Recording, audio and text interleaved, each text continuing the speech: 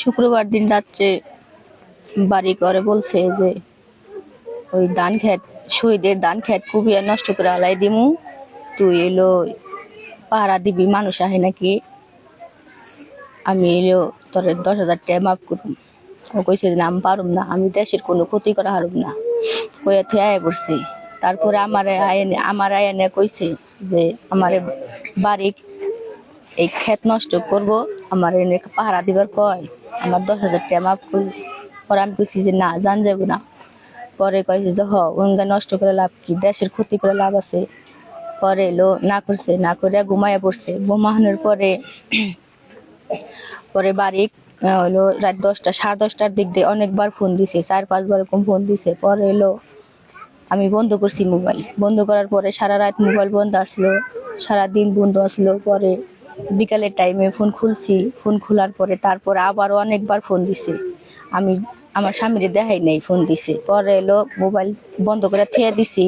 সন্ধ্যার দিক দিয়ে ফোন খুলে পরে এলো আমার স্বামী দিয়ে যে কথা কইতে কইতে বাড়িতে সাথে দিকে আহে পরে এলো এই গেটের সামনে কথা কওয়া শেষ করার পরে ভাত খাইছে, কয় ভাত খাইয়া ওই ঘরে যাইয়া শর্ট প্যান্ট পরে আর শার্ট পরে বাইরেছে। আমি জিজ্ঞাসি যে কোন যান, পরে কয় যে আমার বাড়ির ধান খেতের নিয়ে যাইবার কইছে। আমি কইছি না, যান যাইবো না, আমি না কালকে না করলাম।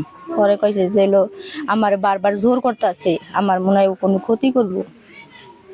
পরে আমি কইছি না, কিছুই হইব না, আমি যাইবার না করছি। পরে এলো ও কইলো আচ্ছা যাবো না, না করছাও তো যাবো না। পরে ঘরে গেছি, ঘরে যাওয়ার পরে কয় যে এলো আমি 2টা সিগারেট নেই দোকান থেকে। পরে আমি কইছি যে না, সিগারেট নিয়ে জানাবো না, আমি আইনে দিই।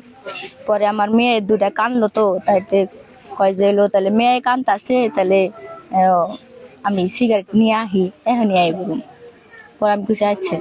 পরে আইসে সিগারেট নিয়ে গেছে, যাওয়ার পরে ফোন দিছি, কইছি কো আহেন না কে। পরে কয় যে আইতাছি, এই দোকান পারে এখানে রয়েছি। তারপরে তার 2-3 মিনিট পরে আবার ফোন দিছি, ফোন বন্ধ। এই সময় ওরে ধান খেতে নিয়ে গেছে।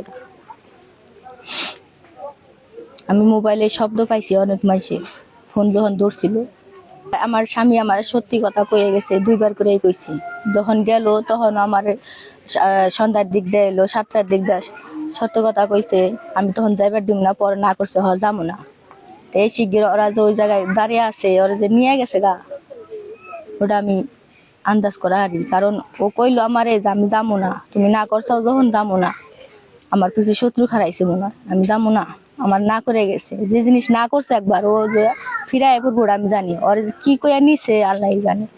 তারপরে যে ফোন বন্ধ বন্ধ, তারপরে শনিবার রাত্রি থেকে আমি পাই নাই। এই হত্যার কারণে তো একলা হত্যা করে নাই, 4-5 জন মিলাই তো হত্যা করছে, একলা তো হত্যা করতে পারে না। এই সবটি খুনিরে আমি ফাঁসি চাই। আমার ছেলে মেয়ে, এক ছেলে 2 মেয়ে, যমজ মেয়ে। বয়স কত? ছেলের বয়স 10 বছর, মেয়ের বয়স 20 মাস। 2 বছর সময় আমি গরু পারলি, গরু ঘাসের মেয়ে রয়েছি, দেখে কয় কানা গোসা করতেছে, কয় দিঘির ভাড়া জানি কার লাশ করেছে। ইয়ে গাছ কাটা বাদ দেখেছি, কি যেন দেখাই তাইলে আগের মানুষ হয় না তো মারতে পারে। আমার ছেলে যে গেছে 2-3 দিন ধরে, এইটা তো আমাকে কল্পনা আছে। আমার কাছে মনে চান দিছে যে কি যায়নি, দেখি না যখন বলাও যায় না, কিন্তু লাশের বল তাকে জান যেতেছে না। আইনার দল ছাড়া মানুষ জান যাইব নাকি, জন যাইব। আমি তো জানতাম যে আমার ছেলে ওইটা, তাইলে কি আর আমি এই বাড়িতে এবার গুটি গুটি করি, তাহলে অন্তত তাও 4 বাজা গেছি যে দেখে আহি কেনা কেন। বেউন তো যাই না, মানুষের চোরে দিঘির মধ্যে কেদা ভেদর জান জানা। পরে আমি আইছি, আবার আমার স্ত্রী বলছে যে তাইলে পুলিশ যখন আইসে এখন তো টানু ভাইব জানি না তো, দেখে হয় না আমার তখন কিবার নাচ থাকে। পরে গেছি, যাই যে আমার আগে আমার স্ত্রী যায় বই গেছে, মাও তো হে। পরে আমি দেখে গেছি জায়গা তাইলে না লাশ আইনে নিয়েছে। এই সময় আমার নাতি আছে, আমার ছোট ভাইয়ের মেয়ের ঘরে ফোলা, ও দেখছে মোবাইলে ওই যে পুলিশের টাইনে উঠাইছে, সেই সঙ্গে ভিডিও করে নিয়েছে। ভিডিও করে এসে ব্যাগে দিয়ে নিয়েছে, আমিও দেখছি। দেখে তা আমার পড়ানটা বলতে গেছে, তা আমি কই না যে আমার ওয়াইফ নইলে মনে হাট পেলে আঘাতের ছিল দেখছেন।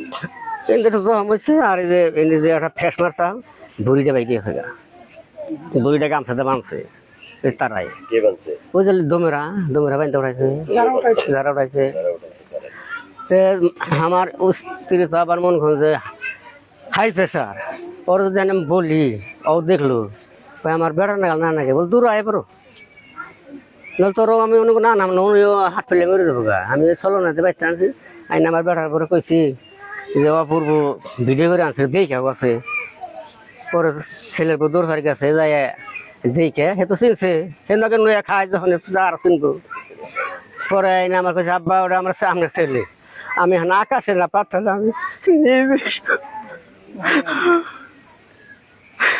এইটুকু মধ্যে জানা জানি আর কি ওরা আমার ছেলের বউ হারাই গেল তাহলে আমি লাশ দেখে হারি নাকি বাচ্চাদের সময় কার কমু যে যাও তোমরা তাইলে ওর কঠিন বিচার মানে বিচার মধ্যে ফাঁস হই আমার ছেলের মারছে করে ওই আমার জানি আল্লাহ দর্শকের মানে হ্যাঁ যারা মারছে আর যারা না আমার তার জানি আর নির্দিষ্ট বিচার দেওয়ার লাভ নাই যারা দোষী তাকে আল্লাহ জানি বিচার করে বা ফাঁসের হুকুম চাই আমি আর কিছুই নেই আমার আর কিছুই করার নাই যারা আমাদের বাবাকে মারছে তাদেরকে আমরা ফাঁসি চাই। আমার ছেলে যারা মারছে এখন কঠিন বিচার চাই। আমার ছেলেরে মারছে ও রমজানে আর কোনো পাঁচটার পোলারে জানি না মারবার পারে। আমার পোলারে যে মারছে তার জানি কঠিন সাজা হয়, এই সাজা দেখে জানি আমরা 10 জন জানি ভালো হয়ে যায়। আমার যে নাতিন আছে এই 3 নাতিন নাত করছে ওকে কামাই করে কেরা খাওয়াইবো এই চিন্তা করলো না। আমার এই 3 নাতিন আর আছে আমি আর কি করবো, আমার কোনো বাসা নাই গো।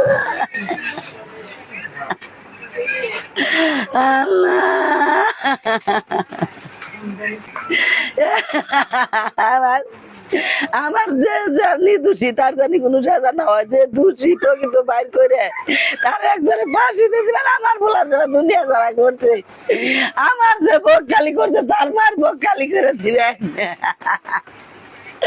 আমার বুক খালি করছে তার মায়ের বুক জানি খালি হয়। আমার বুক খালি করছে আমার 3টা বলারে বাপ ছাড়া বানাইছে, তার সন্তান জানি বাপ ছাড়া হয়, তাহলে বুঝবো যে কি না করে।